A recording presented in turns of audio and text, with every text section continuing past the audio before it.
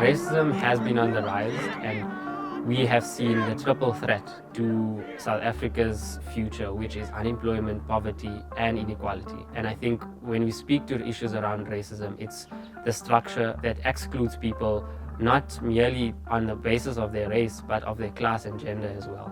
When looking at racism, you have many incidences now as a result of a huge legacy of apartheid that excluded people, that put people into different communities. Young people continue to be excluded from the economy, for one. They continue to be excluded from positions of power. And the damaging effects of this means that young people are left hopeless and helpless in their communities and unable to find basic necessities to live a decent life. I think the role of our young people in this community now is to make sure that their frustrations and anger is translated into practical action. My name is Irfaan Mangera, and I'm proud to be a human rights educator because education is the most powerful weapon in which we can change the world, as Madiba said. I grew up in a small town called Lenasia. Lenasia was one of the areas as part of the Group Areas Act where Indians were forced to live. The area is predominantly made up of people of Indian descent. My family had unfortunately been forced out of their homes by the apartheid regime, and this was in an act of violence against them as a family, but the entire community in itself, who now has to bear the legacy of being forced so far out, 35 kilometers away from the city center. I think that kind of experience and lived experience motivates you to want change and to want to change the lives and the experiences for others so that generations after us don't have to experience the same kind of treatment and the same kind of system. I chose to become a human rights educator because it is the space and the platform in which I can create the most change and impact and influence the lives of young people who I am most passionate about.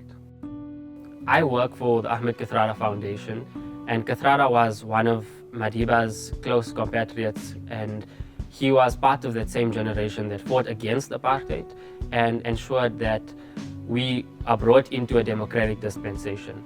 That generation had a vision of a South Africa that is non-racial, that is non-sexist, that is based on equality and fairness for all people who live in South Africa. The work I do at the Ahmed Kathrada Foundation is basically encouraging young people in South Africa to take charge, to organize themselves, to mobilize young people in their communities and develop a consciousness. We do this through multiple means. One is a Kathrada workbook based on his life lessons that go through anti-racism training. We do this through workshops in communities as well as at our central venues. We do this through historical tours that link us to the past, but also create the necessary debates around the issues we face today. Our model is to create youth clubs across communities in South Africa where we can build a generation just like the Madiba generation of people who are committed to the change process and to development so that we see transformation happen not just at a macro level but at a micro level within each community. So this campaign is about the communities, about ensuring that everyone's right to education is met. When I started the foundation, I didn't know what an activist was and how important activism was. But seeing how committed Irfaan was, it motivated me to also be committed and also have passion in activism. Before, I did not know more about human rights. It is just a thing that people talk about. But now I know my rights and also that my rights have responsibilities, and my responsibility is to protect my rights. I want other children to know that they have rights, and in order to respect other people's rights, they have to respect their own rights. Why it's important for young people is that we need to grow as a generation that encourages solidarity between one another. And if we don't do this based on respecting each other's fundamental human rights, we will only see more devastation, more war, more corruption, more greed, and more power-hungry individuals who do not wish to treat people equally. Human rights education is about opening up people's worldviews. It's about challenging mindsets. It's about encouraging debate. It's about having the ability to use our mindset to create change.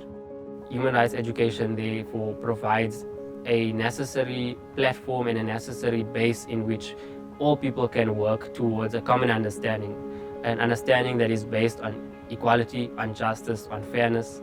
And I think these are critical values that are taught. Throughout our youth clubs and the young people that we've trained, we've seen many forms of action. We've seen how our young people have committed to challenging the issue of service delivery, where, for example, a local library that was built for 8 years now has not opened to the community yet.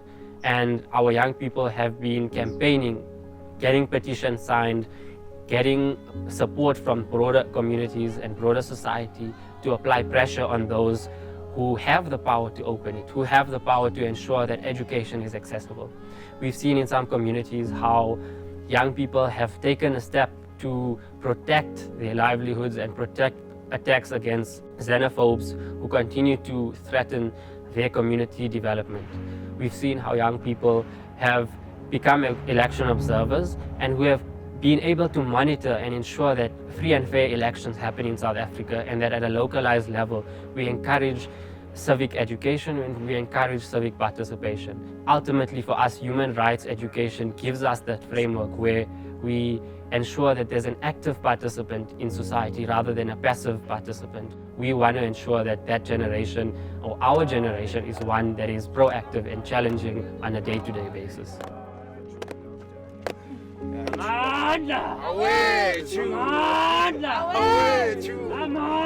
Away to Viva AKF!